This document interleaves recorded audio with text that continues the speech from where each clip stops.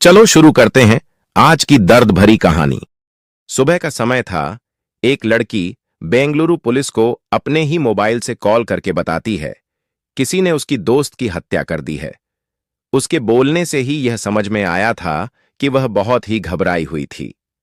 वह फोन पर अच्छी तरह से बात भी नहीं कर पा रही थी। उसने कैसा तो भी बताया कि लाश बिस्तर पर उसके बगल में पड़ी है। पुलिस हैरान रह गई। हर किसी के लिए यह बेहद हैरान करने वाली बात थी। जिस लड़की ने पुलिस को फोन करके इंफॉर्मेशन दी, उसकी दोस्त की लाश बिस्तर पर उस लड़की के बगल में पड़ी थी और उसे पता ही नहीं चला उसके बगल में सो रही उसकी दोस्त को किसने मार दिया।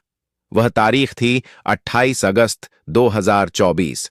पुलिस एक्शन में आती है और उस लड़की ने बताए एड्रेस पर मकान नंबर 741 दूसरा माला फर्स्ट ब्लॉक एसएमवी लेआउट कैंगेरी उपनगर में पहुंचती है और अपनी आंखों से देखते हैं तो लड़की ने फोन पर जैसी इंफॉर्मेशन पुलिस को दी थी ठीक वैसा ही दृश्य घटना स्थल पर था। उस मकान के बेडरूम में एक लड़की की लाश पड़ी थी। उसके गले पर धारदार हथियार से वार किए जाने के निशान थे और उसका पूरा बिस्तर खून से सना हुआ था। फोन करने वाली लड़की वहीं पर खड़ी थी। उसके चेहरे पर डर साफ दिखाई दे रहा था। वह बहुत ही डरी हुई थी। वहां पर आसपास के लोगों की भीड़ इकट्ठी हो चुकी थी। इसके बाद मरने वाली लड़की की पहचान नव्या श्री के तौर पर हुई थी। नव्या श्री की उम्र करीब 25 साल के आसपास थी। वह पेशे से एक डांस इंस्ट्रक्टर थी जो कन्नड़ फिल्म इंडस्ट्री से जुड़ी हुई थी। लेकिन अब सवाल यह है कि उस लड़की की जान इतने भयानक तरीके से किसने और क्यों ली, वो भी उसी के घर के अंदर। लेकिन इससे भी अजीब बात यह है कि उस समय नव्या श्री के साथ घर में उसकी सहेली ऐश्वर्या भी मौजूद थी और वो दोनों एक साथ एक ही बिस्तर में सोई हुई थी। तो फिर ऐश्वर्या को इस वारदात का पता क्यों नहीं चला? सवाल यह भी था कि कातिल रात के समय चुपचाप नव्या श्री के घर में कैसे घुस गया। नव्या श्री की सहेली ऐश्वर्या को मौत से पहले नव्या श्री का शोर शराबा क्यों सुनाई नहीं दिया? ये सभी सवाल लगातार पुलिस को परेशान कर रहे थे। पुलिस ने इस घटना की रिपोर्ट दर्ज करने के बाद इकलौती चश्मदीद ऐश्वर्या से ही पूछताछ करके इस मर्डर की कहानी को समझने की कोशिश की। ऐश्वर्या ने पुलिस को बताया कि नव्या श्री उसकी बचपन की दोस्त थी। वह दोनों एक साथ ही खेल कूद कर बड़ी हुई थी। असल में उन दोनों का ताल्लुक कर्नाटक के शिवमोगा जिले के भद्रावती इलाके से था, लेकिन उन दिनों वो दोनों बेंगलुरु में रहती थीं। ऐश्वर्या ने बताया कि इस घटना से करीब 3 साल पहले नव्या श्री को किरण नाम के लड़के से प्यार हो गया था। फिर जल्दी ही उन दोनों ने एक दूसरे से शादी की। शादी के बाद नव्या अपने पति के साथ बेंगलुरु आ गई और उसने डांस इंस्ट्रक्टर के तौर पर अपने करियर को आगे बढ़ाया। लेकिन पिछले कुछ दिनों से नव्या और उसके पति किरण के रिश्ते कुछ ठीक नहीं थे और बात इस हद तक पहुंच गई थी कि नव्या श्री को अपने पति किरण से डर लग रहा था। 27 अगस्त की सुबह करीब 9 बजे नव्या श्री ने अपनी सहेली ऐश्वर्या को फोन किया और उसे अपने पास बुला लिया था। ऐश्वर्या के कहने के मुताबिक उसकी सहेली नव्या श्री ने उससे कहा था कि वह अपने घर में खुद को असुरक्षित महसूस कर रही है, इसलिए वह उसे अपने पास बुला रही है, वह उसके साथ थोड़ा अच्छा महसूस कर सके। नव्या श्री का फोन आने के बाद ऐश्वर्या उसके पास पहुंच जाती है, लेकिन उसे नव्या श्री के पास पहुंचने में शाम के करीब 4:30 बज गए थे। ऐश्वर्या ने पुलिस को आगे बताया कि फिर हमने अपने कॉमन फ्रेंड अनिल से बात की और उससे मिलने को कहा। इसके बाद नव्या श्री ऐश्वर्या को अपनी कार में बिठाकर अपने घर से निकली और वह दोनों अनिल के पास पहुंचे। वहां से उन्होंने अपने कॉमन फ्रेंड अनिल को पिक किया और फिर वह तीनों कई घंटे तक साथ रहे। असल में नव्या श्री उस दिन काफी परेशान थी। वह अपनी सुरक्षा को लेकर ऐश्वर्या और अनिल से बात करना चाहती थी।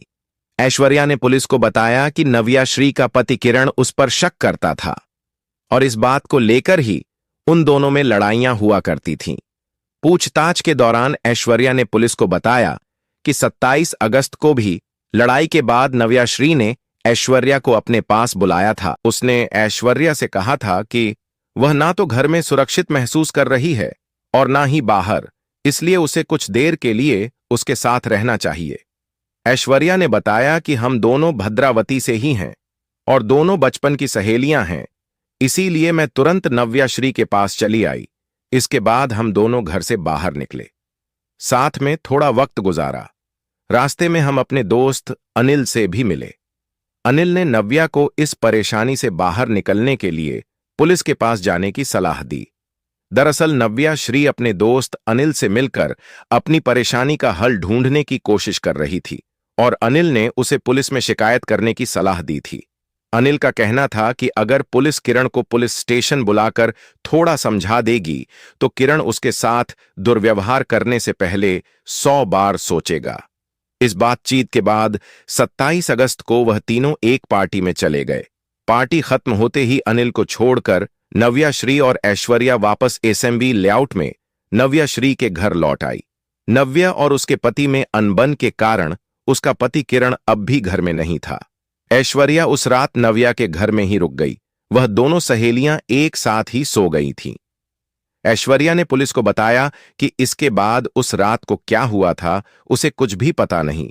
ऐश्वर्या का कहना है कि बीती रात को पार्टी में उसने नशा किया था। नशा ज्यादा होने के कारण बिस्तर पर आते ही वह गहरी नींद में सो गई। दोस्तों प्लीज चैनल को सपोर्ट कीजिए, आपका नाम कमेंट बॉक्स में लिखे ताकि आपका नाम अगले वीडियो में ले सके। चलो कहानी की ओर चलते हैं। जब सुबह को उसकी आंख खुली तो उसे बिस्तर कुछ गीला गीला सा लग रहा था, जैसे बिस्तर पर किसी ने जल डाल दिया हो। जब ऐश्वर्या ने ध्यान से देखा तो बिस्तर में खून था और उसके पास में सो रही उसकी दोस्त नव्या श्री मृत पड़ी थी। ऐश्वर्या ने पुलिस को आगे बताया नव्या का गला कटा हुआ था। यह सब देखकर ऐश्वर्या बुरी तरह घबरा गई। कुछ घंटे पहले जो दोस्त उसके साथ थी वह दोनों साथ में बातें कर रही थीं। नव्या उसके पास में सो गई, लेकिन सुबह होने से पहले किसी ने उसका गला रेत कर उसको जान से मार दिया। ऐश्वर्या का यह बयान पुलिस के लिए बेहद चौंकाने वाला था, क्योंकि उसके बगल में सो रही उसकी सहेली की हत्या हो गई, वो भी तब जब घर में उन दोनों के अलावा तीसरा कोई नहीं था और उसे पता भी नहीं चला था। यह बात पुलिस को हजम नहीं हो रही थी।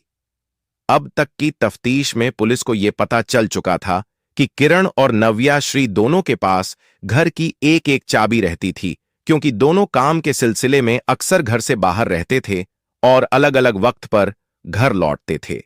जिस तरह से आधी रात को कातिल ने घर के अंदर घुसकर नव्या श्री की हत्या कर दी और ऐश्वर्या को छुआ तक नहीं, या फिर उसे पता ही नहीं चला, ये बात इस ओर इशारा कर रहा था कि हत्या में उसके पति किरण का ही हाथ हो सकता है।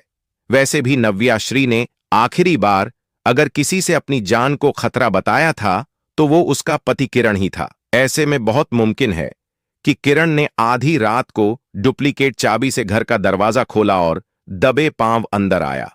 उसने नव्या श्री की जान ली और फिर चुपचाप घर से बाहर निकल गया।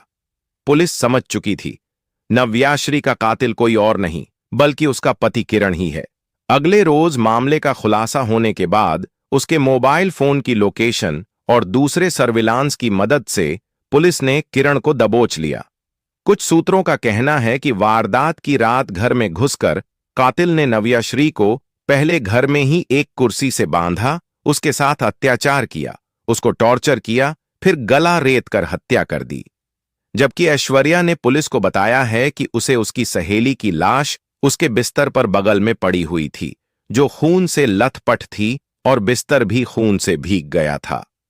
ऐसे में एक वक्त के लिए ये मान भी लिया जाए कि रात नींद में सो रही नव्या का मुंह बंद कर कातिल ने उसका गला काट दिया और उसकी जान चली गई, तो भी बगल में सो रही उसकी दोस्त ऐश्वर्या को इसका पता कैसे नहीं चला। यदि दूसरी थ्योरी के मुताबिक नव्या श्री को बिस्तर से उठाकर पहले घर के अंदर ही टॉर्चर किया गया, फिर भी उसकी चीख या खटपट से उसकी दोस्त की नींद खुल जानी चाहिए थी। लेकिन यहां भी ऐसा नहीं हुआ, यानी ऊपरी तौर पर यह मामला बेशक एक सीधा साधा लग रहा हो, पुलिस ने कातिल के तौर पर नव्या श्री के पति को गिरफ्तार कर लिया हो, लेकिन मामला इतना सीधा भी नहीं है जितना लग रहा है। ऐसे में फिल्म इंडस्ट्री से जुड़ी एक डांस इंस्ट्रक्टर का मर्डर आखिर कैसे और किन हालात में हुआ, ये अब भी एक राज है। क्या किरण ने आधी रात को अकेले वारदात को अंजाम दिया या फिर उसके साथ कोई और था, ये भी सामने आना अभी बाकी है।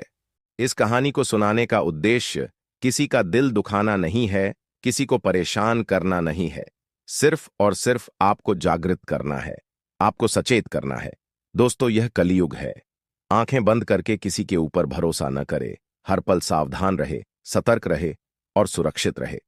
हमारी मेहनत पसंद आई हो तो वीडियो को एक लाइक करे और आरोपी को क्या सजा मिलनी चाहिए कमेंट बॉक्स में कमेंट करें और चैनल को सब्सक्राइब कर लीजिए। धन्यवाद।